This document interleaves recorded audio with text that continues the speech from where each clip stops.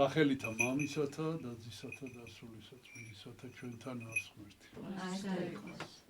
დღევანდელ შაბათს ეწოდება ყველიერის შაბათი. რაც იმას ნიშნავს, რომ ორი დღის მერე დაიწყება დიდი წმინდა მარხვა. დღეს სახარებიდან წავიკითხეთ ერთ-ერთი ბოლო შეგონება მარხვის დაწყების წინ, როგორი უნდა იყოს ჩვენი მარხვა. რატო უწოდებთ წმინდა მარხვას, დიდი წმინდა მარხვა? რას ნიშნავს ეს მარხვის სიწმინდე? მარხვა გასაგებია, ესე იგი ჩვენთვის ჩვეულებრივი მოღვაწეებისთვის ეს არის ძირითადად ხორციელი საკვებისგან თავის შეკავება. მაგრამ ეს წმინდა მარხვა რას ნიშნავს? ეს არის სწორედ ეს ჩვენი სულიერი განწყობა, ჩვენი დამოკიდებულება იმ ყველაფრის მიმართ, თუ როგორ უნდა გავატაროთ ეს მარხვა, რომ ეს არ იყოს უბრალოდ შეიძლება ითქვას, უბრალოდ დიეტა მაგალითად რო არ იყოს. ეს არ იყოს უბრალოდ ხორციელი თავშეკავება, არამედ ეს მარხვა უნდა იყოს წმინდა მარხვა. რას ნიშნავს? ეს იმას ნიშნავს, რომ ჩვენი განწყობა, ჩვენი ფიქრები უნდა იყოს წმინდა ფიქრები, სიწმინდე უნდა იყოს, ესე იგი ჩვენში როგორ. აი დღევანდელი სახარება არის ამისი მაგალითი და თუ უბრალოდ წარმოსადგენად ძალიან ძნელია, როგორ უნდა გავატაროთ წმინდად ეს მარხვა. აი სახარებაში არის ძალიან მარტივი რჩევები და პირდაპირ აი ლოცვა-კურთხევა და მითითება. რა არის აი მთავარი? დღევანდელ სახარებაში წავიკითხეთ ჩვენ ეს. ესე იგი მთავარი ის არის, რომ ჩვენ უნდა ვიყოთ მორწმუნე ადამიანები. რას ნიშნავს? რომ ჩვენ უნდა გქონდეს ჩვენი პირადი კავშირი ღმერთთან. და ჩვენ ამას რასაც ვაკეთებთ, უნდა ვაკეთებდეთ უფლისათვის. და არ უნდა ვაკეთებდეთ იმისათვის, რომ რაღაცა ესე იგი ჩვენს გარემომცველ ადამიანთა თვალში, რომ ჩვენ დავიმკვიდროთ რაღაც გარკვეული ადგილი თუ წარმოდგენა შევუქმნათ ადამიანებს. იქ მაგალითებიც არის სახარებაში მოყვანილი. ფარისევლები როგორ სპეციალურად გძლად ილოცავენ, განგრძნობილად ილოცავენ სხვების დასანახავად. მოკლედ, სხვების დასანახად კი არ უნდა ვაკეთოთ ეს ყველაფერი.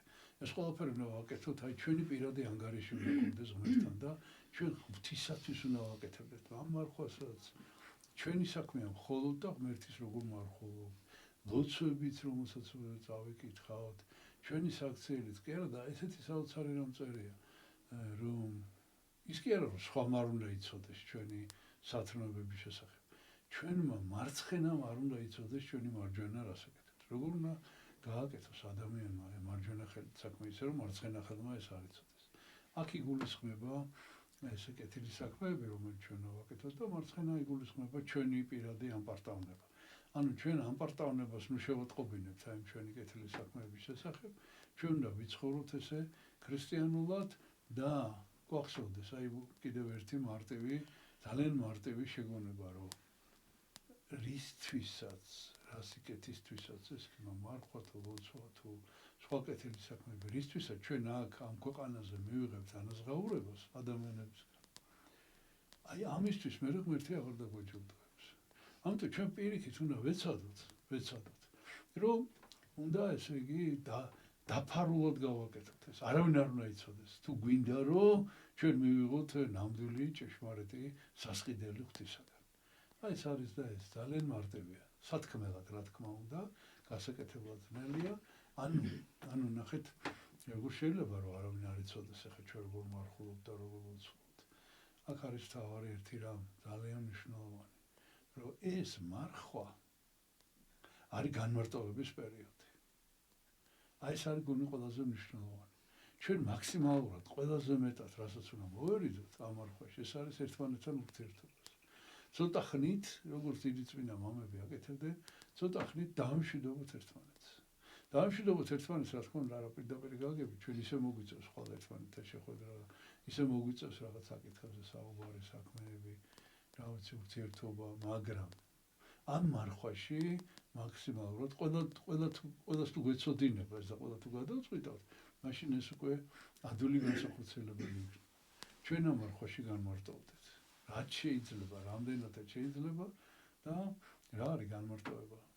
ლოცვა, მარხვის წესი, რომელიც რა თქმა უნდა მოძღვართან უნდა იყოს შეთანხმებული. შემდეგ მსახურება, სიკეთის კეთება, ტაძარში სიარული. აი ეს ყოფს მარხვას წმინდად. აი წმინდა ხავთ მარხვაი თქვენ. აი წმინდა უგვინდა რომ ჩვენი მარხვა წმინდა ვყოთ, ესე უნდა ვიმარხულოთ და კიდევ დღეს საკითხოს ახარებაში უფალე ამბობს, რომ აი ესე უნდა ილოცოთ და ამბობს ლოცვას მამაო ჩვენო. ამ ლოცვას ეწოდება საუფლო ლოცვა, იმიტომ რომ უფლის მიერ არის გამოთქმული და სახარებაში გვიწერია.